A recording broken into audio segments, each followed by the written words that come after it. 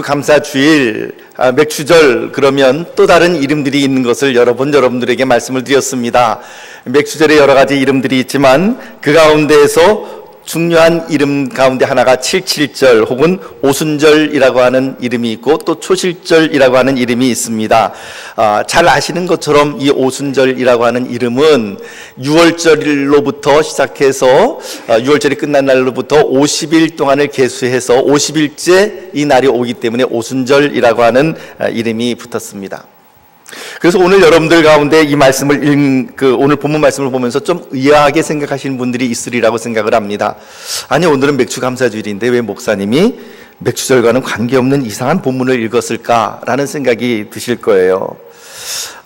사실 오늘 이 맥주절을 맞이하면서 여느 맥주절의 어떤 메시지와는 좀 달리 좀 생각을 해보고 싶은 것이 있었습니다. 그것은 바로 무엇이냐면 성령께서 이 땅에 오신 첫 번째 맥주절, 예수 그리스도께서 하늘에 승천하시고 난 이후에 처음으로 유대인들이 맞이했던 그 맥주절, 그 처음의 맥주절에는 어떤 일이 일어났는가라고 하는 것을 우리가 살펴보고, 오늘 그 맥주절이 그 구약의 맥주절에서 어떤 의미를 차지하고 있는지, 또 그 맥주절에 나타났던 그런 현상들이 오늘 우리 교회에 어떤 연관을 맺어야 될지, 그것들을 함께 나누며 생각을 해보기를 원했습니다.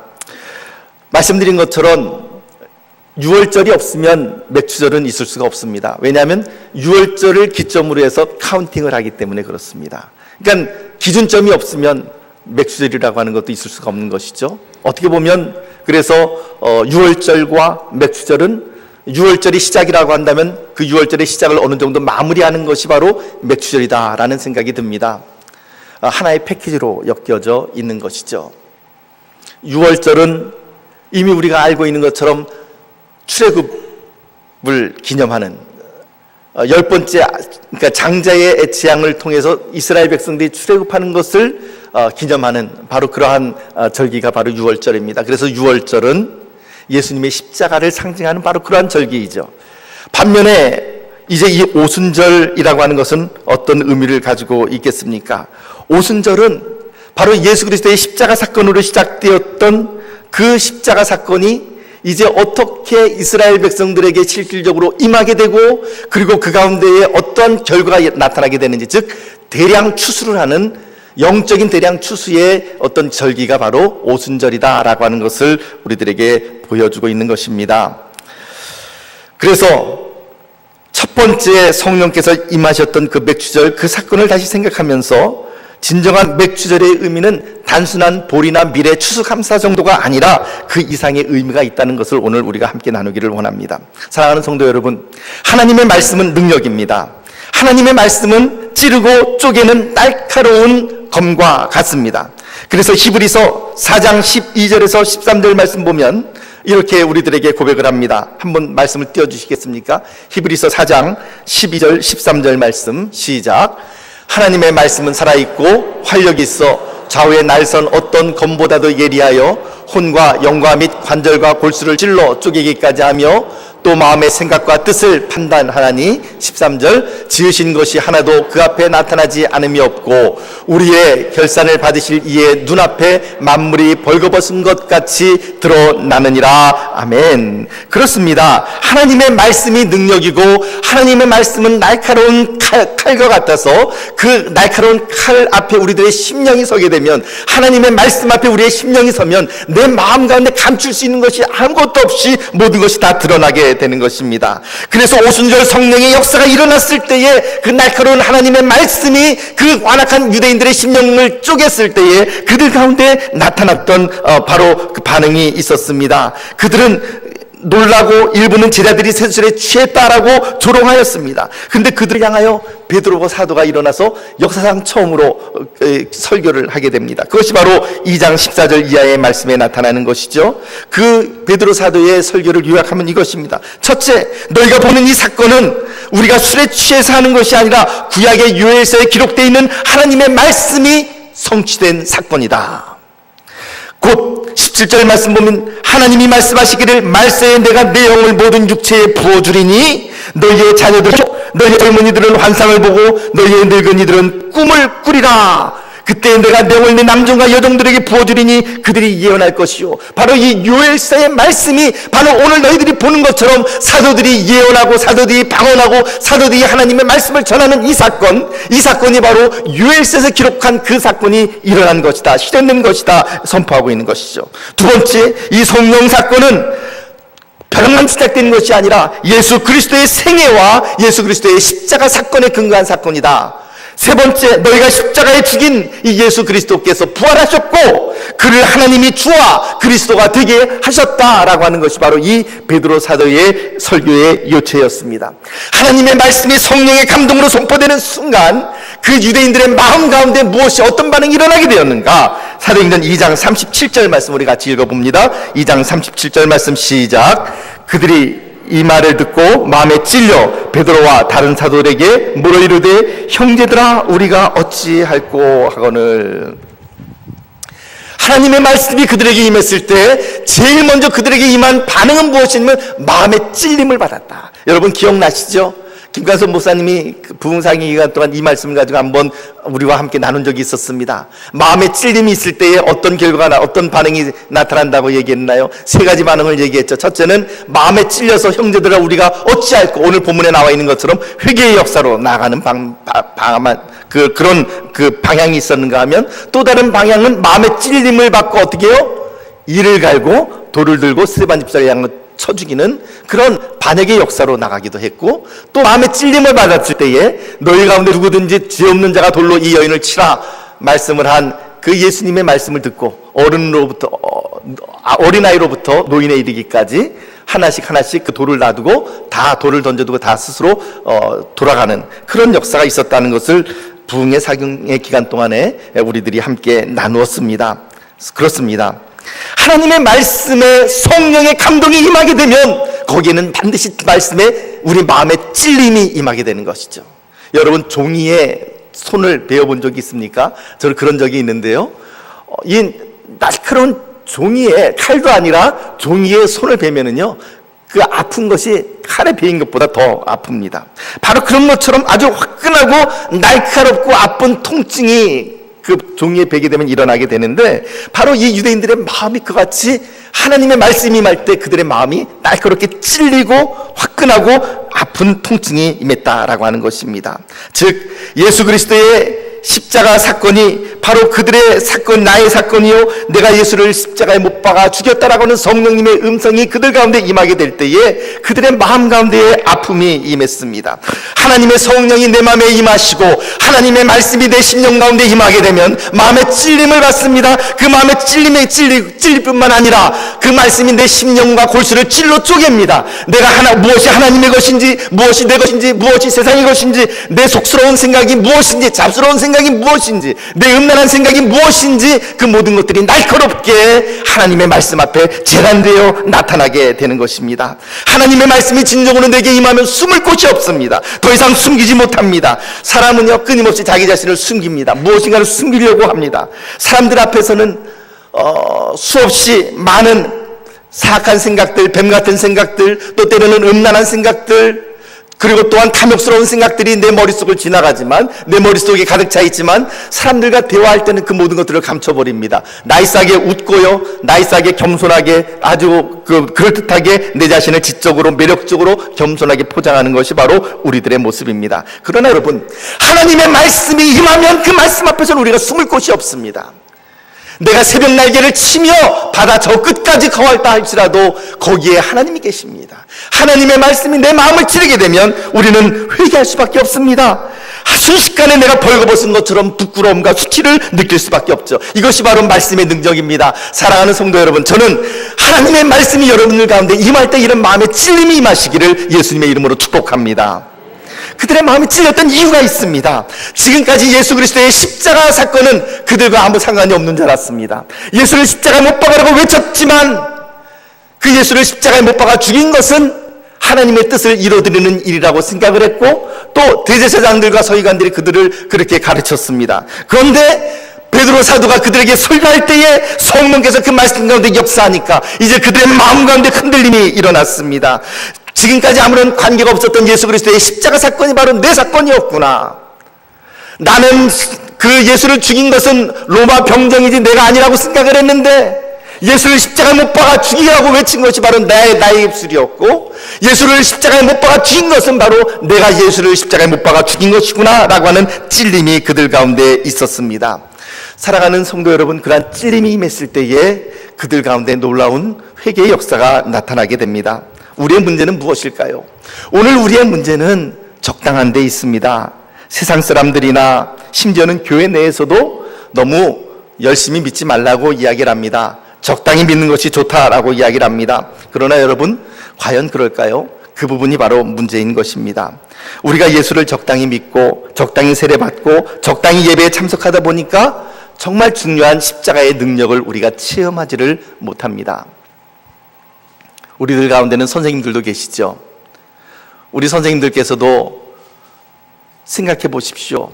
우리 아이들이 성적이 올라가는 것은 적당히 설렁설렁 공부해서는 성적이 올라가지 않습니다. 그 공부에 무엇인가 하나에 미쳐서 거기에 집중하고 그것을 파고 거기에 소위 말해서 몰입하고 소위 말해서 미친 사람처럼 공부에 몰입하게 될 때 성적이 올라가는 것 아니겠습니까? 어디 정작 성적만의 문제겠습니까? 우리가 무슨 일을 하든지 사업을 하든지 무엇을 하든지 미친 사람처럼 덤벼들지 않으면 설렁설렁하면 거기에서는 아무런 열매가 맺혀질 수가 없는 것이죠. 그런데 여러분, 우리 예수 믿는 것을 우리가 설렁설렁 믿는다고 한다면 거기에서 무슨 하나님의 은혜를 우리가 체험할 수 있겠습니까? 왜 나에게는 하나님의 은혜가 느껴지지 않는가? 왜 나에게는 하나님의 음성이 들려지지 않는가? 적당히 믿기 때문에 그렇습니다. 사랑하는 성도 여러분, 세례가 무엇일까요? 우리는 다 같이 세례를 받았습니다. 원래 세례의 원래 모습은 침례였습니다. 침례라고 하는 것은 여러분들이 잘 아시는 것처럼 그 침례 받는 사람을 등 뒤에 손을 받치고 물 가운데 눕힙니다. 완전히 눕혀서 물 속에 가라앉혔다가 그리고 다시 꺼내는 것이 바로 침례가 아닙니까? 그 침례의 의미는 무엇이냐면 물 속에 들어갈 때에 내가 예수와 함께 죽었습니다. 이것을 선포하는 것입니다. 그리고 물속에서 일어날 때에 내가 예수와 함께 다시 부활하고 살았습니다. 이것을 선포하는 것이 세례요 침례입니다. 여러분, 세례와 침례는 그처럼 우리들에게 있어서 이것은 단순한 적당히 믿는 것이 아니라 내 삶과 내 생명과 죽음을 놓고 하나님 앞에 믿겠습니다라고 하는 것을 고백하는 것이 바로 세례요 침례인 것이죠. 갈라디아서 2장 20절 말씀이 우리들에게 보여주는 것처럼 내가 그리스도와 함께 십자가에 못 박혔나니, 내가 십자가에 못 박혔으면 내가 어떻게 될까요? 살아있을 수 있겠습니까? 아니, 죽었습니다. 그리스도와 함께 십자가에 못 박혔나니 그런즉 이제는 더 이상 내가 산 것이 아니요 오직 내 안에 그리스도께서 사신 것이라. 이것이 갈라디아서 2장 20절의 말씀의 고백이 아닙니까?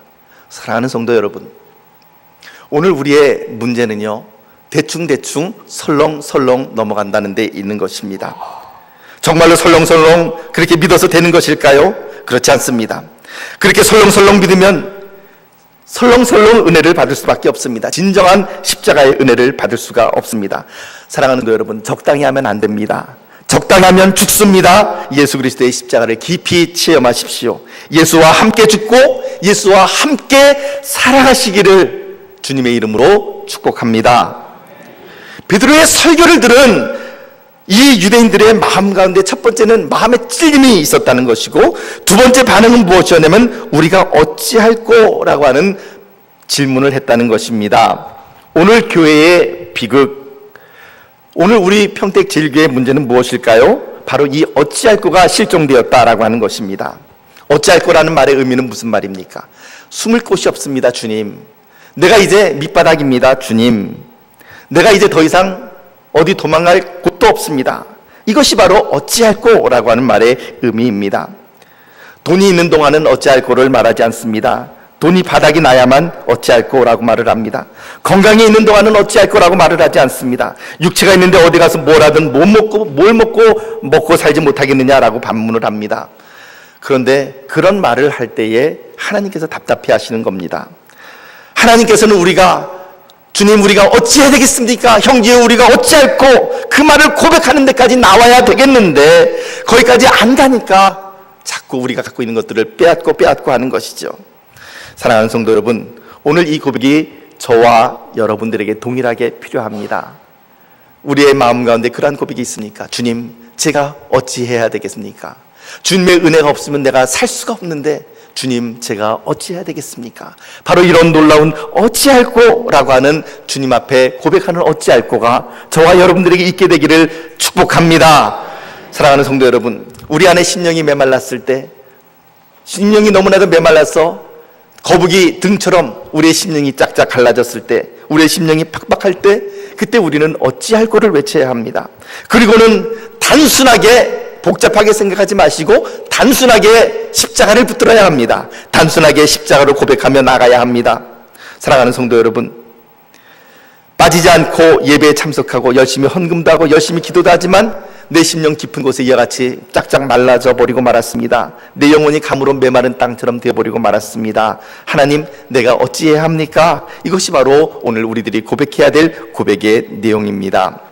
이 어찌할 거라는 고백을 하고 난 이후에 초대 그리스도인들, 이 맥추절에 그들의 공동체에 이런 흐름이 나타났습니다. 사도행전 2장 42절 말씀입니다. 42절 말씀 우리 같이 읽어봅니다. 시작. 그들이 사도의 가르침을 받아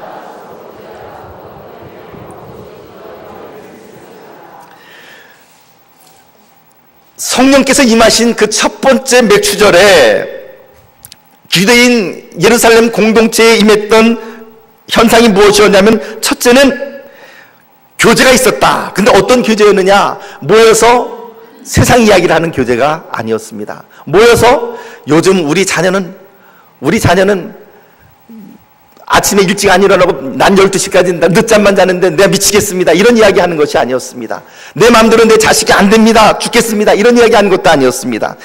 요즘 어디가 땅값이 올라가는데 어디에 땅을 사두면 돈을 벌 것입니다, 이런 이야기 하는 것도 아니었습니다. 그들의 교제는 무엇이었나요? 다시 한번 2장 42절 말씀 보면 이렇게 가르칩니다. 그들이 사도의 가르침을 받아 서로 교제하고, 사도의 가르침을 받아 교제했다는 말의 의미는 무슨 말일까요? 말씀의 교제가 있었다는 것이죠. 하나님의 말씀이 바로 그 교제의 근간이 되었다라고 하는 것입니다. 사랑하는 성도 여러분, 초대교회는 바로 이와 같이 사도들의 가르침을 따라 하나님의 말씀이 근거가 된 교제였습니다. 여러분, 오늘 우리 교회 가운데에 교제가 일어날 때에, 물론 교제는 참으로 좋은 것입니다. 말씀을 나누고 교제를 나누고 하는 것은 너무나도 좋고 아름다운 것인데, 그 교제가 단순히 세상의 이야기를 하는 것으로 끝난다면 무엇인가 잘못된 교제입니다. 반드시 들어가야 될 것이 있습니다. 하나님의 말씀입니다. 그리하여 서로 말씀을 나눌 때에 오늘 목사님 말씀 가운데 이러이러한 부분이 나에게 찔림이 되었습니다 라든지, 아니면 지난 주간 동안 내가 성경 말씀을 읽었는데, 혹은 CTS에서 어떤 말씀을 들었는데 이러이러한 부분이 나에게 찔림이 되었습니다 라는 말씀이라든지, 이와 같이 서로 아름다운 말씀의 교제가 근간이 되어지는 그 교제가 참으로 아름다운 교제입니다. 말씀이 빠진 그런 교제라고 한다면 교회 바깥에서도 얼마든지 할 수 있죠. 동호회에서도 할 수 있고요. 그리고 여러 가지 모임에서 얼마든지 할 수가 있을 것입니다. 개모임이나 동창회 모임에서도 할 수 있겠죠. 그러나 여러분, 하나님의 말씀의 교제는 교회 안에서 일어나야만 하는 것이고, 그 말씀의 교제는 바깥으로 나가서 확장되어야만 하는 것입니다. 사랑하는 성도 여러분, 말씀 교제가 우리 가운데 회복되기를 예수님의 이름으로 축복합니다. 두 번째, 그 교제의 사도행전 2장 42절 말씀 보니까 그 다음 특징이 무엇이냐면, 오로지 교제하고 떡을 떼며 오로지 기도하기를 힘썼다라고 이야기를 합니다. 오로지라고 하는 단어가 나타나죠. 오로지 기도하기에 힘썼다. 초대교회 첫 번째 성령께서 임하신 맥추절에 임했던 그들에게 놀라운 일들은 무엇이냐면 기도하는 공동체가 되었다라고 하는 것입니다. 그들은 기도에 전심전력을 하였습니다. 물론 그들을 향한 외적 핍박이 있기 때문에 더더욱 기도로 모였겠죠. 그런데 여러분, 오로지 기도하기에 힘썼다라고 할 때 혼자 개인 기도했다, 물론 그럴 수도 있습니다. 혼자 개인 기도했을 수도 있겠지만, 그러나 이 부분을 보면 헬라어 부분이 오로지 기도하기에 힘썼다 할 때 그 기도라고 하는 단어가 복수 형태로 나타납니다. 그러니까 기도들을 힘썼다라고 하는 것이죠. 그것은 여러 형태의 기도와 많은 기도가 있었음을 이야기합니다. 함께 모여서 합심해서 기도하는 합심 기도가 있었고, 그리고 또한 금식 기도도 있었고, 혹은 철야 기도도 있었을 것이고, 전체적으로 함께 모여서 통성으로 기도하는 통성 기도도 있었을 것이고, 혹은 조용히 묵상하는 개인 기도도 있었을 것입니다. 이런 여러 가지 형태의 기도를 통하여서 바로 이 초대교회가 아름답게 성장하고 있는 모습을 볼 수가 있습니다. 사랑하는 성도 여러분, 지금 우리 평택제일교회는 기도의 중요성을 잊고 살아가고 있지는 않습니까? 지금 우리는 기도의 전통으로 복귀해야 되고 그것을 회복해야만 합니다. 사랑하는 성도 여러분, 금요 심야 기도회에 많이 기도하러 나오시기를 바랍니다. 요즘 이렇게 기도하는 분들을 이렇게 보면, 지난주에도 이렇게 보니까, 예전에는 연세 드신 분들께서 참 많이 나오셔서 이렇게 기도를 많이 하셨는데, 요즘 특징이 무엇이냐면, 요즘 특징은 젊은이들이 많이 나와요. 오히려 젊은이들이 기도하는데 연세 드신 분들은 기도하러 나오지 않습니다. 사랑하는 성도 여러분, 금요 심야 기도회, 그리고 또한 우리가 기도 모임으로 모이는 모든 모임 가운데에 함께 나오시기를 바랍니다. 화요일 9시 반에는 또한 함께 모여서 합심기도하는 합심기도 모임도 있습니다. 여러분, 그렇게 기도하시기를 원하시면, 교회를 위해서, 개인을 위해서 기도하시기를 원하신다면 얼마든지 기도할 수 있는 장이 있으니 여러분들 꼭 그 기도의 장으로 여러분들을 초청합니다. 나오시기를 바랍니다. 이와 같이 말씀의 교제가 있고 기도의 교제가 있었습니다. 또 이 성령께서 처음으로 임하신 이 처음 맥추절에 임했던 놀라운 현상은 무엇이었냐면, 사랑으로 하나 된 교제를 만들어 나갔다라는 것이죠. 오늘 본문 말씀 사도행전 2장 44절부터 45절까지의 말씀 우리 같이 읽어보도록 합니다. 44절, 45절 말씀 같이 읽어보도록 하겠습니다. 시작. 믿는 사람이 다 함께 있어 모든 물건을 서로 통용하고, 45절, 또 재산과 소유를 팔아 각 사람의 필요를 따라 나눠주며. 이처럼 그들의 교제는 그냥 단순히 립 서비스로만 끝나는 것이 아니었습니다. 말로만 교제하는 것이 아니라 그들에게 있어서 정말 중요한 교제는 무엇이었냐면, 그들의 지갑을 열었다라고 하는 것입니다. 그리하여 많이 있는 사람은 그들의 지갑을 열고, 그리고 그것이 그 지갑에 있는 돈이 필요한 자들에게 흘러가도록 했습니다. 그리하여 서로 아름다운 사랑의 교제를 나누었습니다. 아까 박원 장로님께서도 기도하실 때에 있는 자들에게 더 많이 풍성하게 주신 것은 없는 자들 것까지 같이 주신 것이라고 하는 기도를 하셨는데요. 그렇습니다. 나에게 필요한 만큼의 그 이상의 물질이 있다고 한다면, 하나님께서는 누군가에게 그 물질이 필요하기 때문에 그것을 또한 나에게 주신 것입니다. 하나님은 그것을 내가 흘려보내기를 원하는 것이죠. 초대교회 성도들은 오직 예수 그리스도 안에서 모두 한 형제 자매라고 하는 가족의식을 가지고 있었습니다. 서로 이것이 내 재물이다라고 주장하지 않았습니다. 내가 이것을 내놓았기 때문에 나에게 이런 권리가 있다라고 주장하지 않았습니다. 내가 이것을 내놓았기 때문에 손해봤다라고 이야기하지 않았습니다. 너의 것과 나의 것이 구별이 없이 상호 필요에 따라 물건을 나누는, 더불어 함께 살아가는 공동체의 이상적인 삶, 천국에서 이뤄질 이상적인 삶의 모습이 바로 이 당시에 이루었던 것입니다. 이와 같은 나눔의 삶, 흘려보내는 삶, 그것은 바로 오순절 성령 강림 이후 초대 예루살렘 교회에 나타난 놀라운 현상이었습니다. 사랑하는 성도 여러분, 저희 평택제일교회가 이제 60주년을 맞이했고, 이제 앞으로 또 우리는 더 앞으로 달려나가야 할 것인데, 이제 우리 교회는 무엇이 어떤 교회가 되어야 되겠습니까? 여러분, 교회는 과연 어떤 교회가 참된 교회라고 말을 할 수 있겠습니까?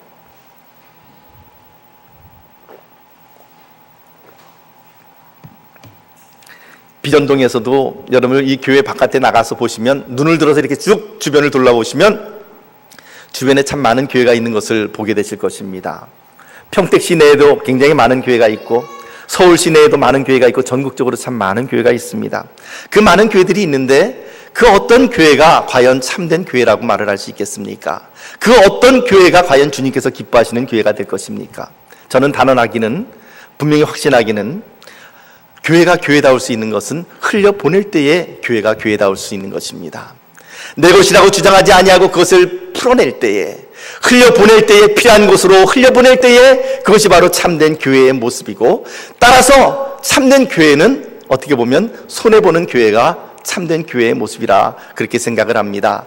사랑하는 성도 여러분, 우리 교회는 그런 교회가 되었으면 좋겠습니다. 손해볼 줄 아는 교회, 필요한 것에 흘려보낼 줄 아는 교회, 너의 것과 나의 것을 구분하는 것이 아니라 필요한 것에 함께 나눌 수 있는 그런 교회가 되어지기를 소원합니다. 이제 오순절 성령 강림께서, 즉 성령께서 임하신 첫 번째 맥주절에 임했던 또 다른 현상 46절 말씀 우리 같이 읽어보도록 합니다. 46절 말씀 시작. 날마다 마음을 같이하여 성전에 모이기를 힘쓰고 집에서 떡을 떼며 기쁨과 순전한 마음으로 음식을 먹고. 성령께서 임하실 때에 이 맥주절에 임했던 현상은 무엇이냐면 그들이 마음을 같이하여 성전에 모이기를 힘썼다라고 그렇게 우리들에게 이야기를 합니다. 여러분, 같이 하는 것이 힘이 있습니다. 혼자 있으면 끊어지지만 삼겹줄은 끊어지지 않습니다. 0이라고 하는 숫자의 이야기에 꽁트가 있어서 잠깐 여러분들께 소개를 합니다. 0이라는 숫자는 너무나도 외롭고 초라했습니다. 가진 것도 없었고 곁에 아무것도 없었습니다. 다른 숫자들에게 다가갔지만 다른 숫자들이 그에게 이렇게 질문하는 것이죠. 너는 가진 게 뭐냐? 0은 제로니까 뭘 가지고 있을까요? 아무것도 가진 것이 없었습니다. 가진 것이 없다 그러니까 뭐 가진 것도 없는데 우리랑 놀라 그래? 너는 저리 가. 그렇게 하고 왕따를 당했습니다. 모든 숫자들을 만났지만 모든 숫자들이 0의 친구가 되기를 거절했죠. 그런데 0과 같은 처지에 있는 또 다른 숫자가 있었습니다. 바로 1이라고 하는 숫자였습니다. 0보다는 좀 형편이 나았지만 1이라고 하는 숫자가 다른 친구들을 찾아가니까 다른 친구들이 역시 물어봅니다. 네가 가진 게 뭐냐? 나 하나밖에 없어. 그랬더니 하나밖에 없는 게 저리 가. 이렇게 또 왕따를 당한 것이죠. 그래서 서로 왕따를 당한 1과 0이 서로 만나서 한 숫자를 이뤘는데 그것이 바로 10이라고 하는 숫자를 이뤘다라고 하는 것입니다. 10이라고 하는 숫자는 둘은 작고 초라한 숫자지만 둘이 결합해서 이루어진 10이라고 하는 숫자는 그 어떤 다른 숫자, 혼자 있는 다른 숫자들보다도 가장 큰 수가 되었던 것이죠. 여러분, 이 작은 이야기가 우리들에게 보여주고 있는 의미는 무엇입니까? 함께 모일 때에 놀라운 힘이 나타난다라고 하는 것입니다. 교회는요, 따로따로 떨어져 있으면 안 됩니다. 교회는 언제든지 함께 모여야 합니다. 모이기를 힘써야 합니다. 한 마음으로 성전에 모이기를 힘썼다라고 46절 말씀 가운데에 우리들에게 보여주고 있습니다. 여러분, 성전에 모여서 뭐 했겠습니까? 성전에 모여서 잡담했겠습니까? 성전에 모여서 물건을 팔려고 그들에게 가서 권유했겠습니까? 아니죠. 그들이 성전에 모여서 뭘 했겠습니까? 예배를 드리고 성전에 올라오는 다른 유대인들을 전도하기 위해서 모였던 것이죠. 사랑하는 성도 여러분, 모이는 것이 필요합니다. 히브리서 10장 24절에서 25절 말씀은 우리들에게 이렇게 권면합니다. 같이 읽어볼까요? 시작. 서로 돌아봐 사랑과 선행을 격려하며 모이기를 피하는 어떤 사람들의 습관과 같이 하지 말고 오직 권하여 그날이 가까움을 볼수록 더욱 그리하자. 모이기를 피하는 어떤 사람들의 습관과 같이 하지 말라라고 우리들에게 이야기를 합니다. 사랑하는 성도 여러분, 교회의 각종 공예배에 적극적으로 참여하시기를 권면드립니다. 진정한 예배자, 진정한 성도는 무엇보다도 예배에 우선하고 그 예배를 먼저 우선적으로 떼어놓습니다. 그 시간을 먼저 내려놓습니다. 그 시간 이외에 예배와 다른 것이 겹치게 되면 다른 것을 포기하게 되는 것이죠. 사랑하는 성도님들, 금요 심야 기도회, 수요 오전 예배, 수요 저녁 예배, 주일 오전 예배, 주일 오후 예배 같은 공예배에 빠지지 마시기를 바랍니다.